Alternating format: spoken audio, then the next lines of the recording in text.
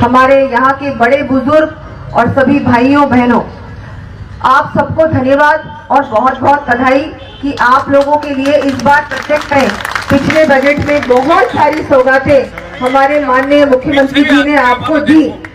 आने वाले समय में कोई भी ऐसी बात होगी तो बिल्कुल मैं आपको आज पूर्ण रूप से विश्वास दिलाती हूँ। मैं घोषणा नहीं कर सकती क्योंकि इस जिले में आचार संहिता लगी हुई, लेकिन मैं आपको पूरा आज आश्वासन देके जाती हूँ कि जो भी काम आप विधायक साहब के द्वारा मुझ तक पहुँचाएंगे, उन सभी कामों में पूर्ण रूप से प्रयास होगा और अगर प्रयास 100% होगा तो काम भी 100% होगा।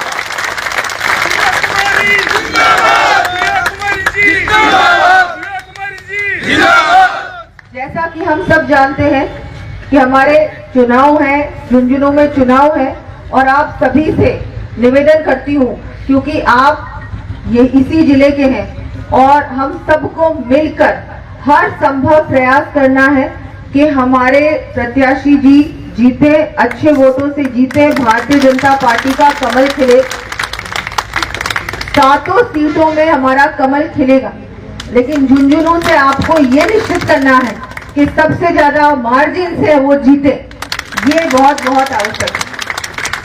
आज मैं वैसे चुनावी सभा के लिए आई हूँ तो ज्यादा समय तो अभी हम सबके पास नहीं है, लेकिन अगली बार कोई बड़े कार्यक्रम में, कोई उद्घाटन शिलान्यास कार्यक्रम में आप बुलाएं, क्योंकि उसमें मुझे आना बहुत अच्छा लगेगा कि हमारे कोई अच्छे बड़े काम जब धरातल पे उतरेंगे उस पे आना मुझे और भी अच्छा लगेगा। तो मैं आज अपने आप को ही निमंत्रण दे देती हूँ कि एमएलए साहब आप मुझे अगली बार बुलाना कोई बड़े कार्यक्रम में। मुझे लगता है बहुत जल्दी मैं आने वाली हूँ यहाँ पर। बुलाने का निमंत्रण आ गया है। हाँ, ये निमंत्रण भी आ गया है। वैसे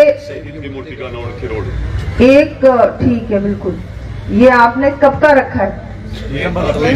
अच्छा, ठीक है। तो मैं आपको डेट बहुत जल्दी बताऊंगी और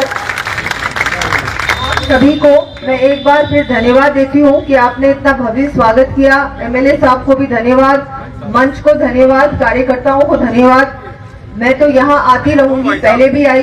पर्यटन हो, चाहे सड़क हो, चाहे हमारा महिला बाल विकास हो, चाहे वित्त हो या कोई और विभाग हो, ऐसा कोई भी काम नहीं है जो इन 4 साल, अब 4 साल रह गए, इन 4 सालों में नहीं होगा। पूर्ण रूप से चाहे मुख्यमंत्री जी भी पूरे लगे हुए हैं कि राजस्थान को विकसित राजस्थान बनाना। यहाँ पर बेरोजगारी की बहुत बड़ी समस्या है। उसके लिए जो अभी राइजिंग राजस्थान दिसंबर में हो रहा है, वो सिर्फ इसीलिए हो रहा है कि राजस्थान में निवेश आए, राजस्थान में इंडस्ट्री आए। अगर राजस्थान में इंडस्ट्री आएगी तो क्या बढ़ेगा? रोजगार बढ़े। बार बार हमारे युवा इधर उधर भटकते हैं, कभी जाना पड़ता है, राजस्थान से बाहर जाना पड़ता है, कभी बहुत परेशानी होती है, समस्या होती है। वो समस्या से उनको कैसे हम निजात दिलाएं, कैसे उनकी परेशानियों को दूर करें, उसके लिए बहुत आवश्यक है राजस्थान में ज्यादा रोजगार बढ़े, रोजगार की संभावनाएं बढ़े। इसलिए कम से कम 15 लाख करोड़ के MOU भी साइन हो चुके हैं और वो सब ऐसे हैं जो धरातल पर उतरेंगे। वो वाले MOU नहीं है जो गहलोत सरकार में साइन हुए थे, जो कुछ भी काम नहीं हुआ। झूठी बात ये सरकार नहीं करती। अगर झूठी बात करनी होती, झूठी घोषणाएं करनी होती तो हम पहले ही बजट में सारी विधानसभाओं में सारे काम नहीं दे देते, क्योंकि वो पहला बजट ऐसा था। सब आज भी सबको बहुत ये आश्चर्य होता है कि आपने पहले ही बजट में सब कुछ दे दिया। अगर आप किसी विपक्ष के MLA को पूछेंगे तो वो भी आपको यही कहेंगे कि ऐसा, भाई ऐसा तो हमने पहली बार देखा, हमारी सरकार तो लास्ट में देती थी, आपकी सरकार आते ही सब कुछ दे दिया, ऐसा कुछ बचा ही नहीं है। वो क्यों दिया? वो इसलिए दिया क्योंकि हम लोग शिलान्यास भी करेंगे और हम लोग उद्घाटन भी करेंगे। प्रधानमंत्री मोदी जी हमेशा कहते हैं कि मैं ऐसा कुछ नहीं करता जिसका मैं शिलान्यास भी ना करूं और उद्घाटन भी ना करूं।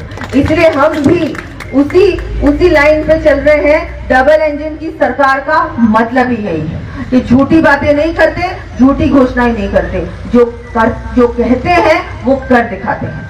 तो मैं एक बार फिर सभी कार्यकर्ताओं का धन्यवाद देती हूं और अब हम सब मिलकर ऐसे ही विकसित राजस्थान बनाने का हर संभव प्रयास करें और झुंझुनू की सीट को आप जिताएं ताकि वहां भी पूरे जिले में भरपूर विकास हो।